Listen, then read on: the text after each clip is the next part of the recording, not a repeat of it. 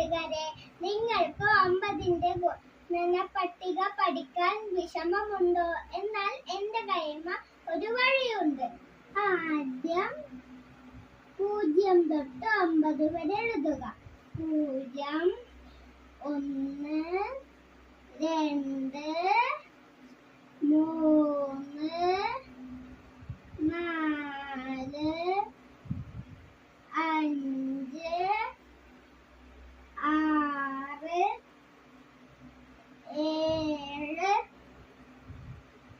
8, 9 ആയില്ലേ?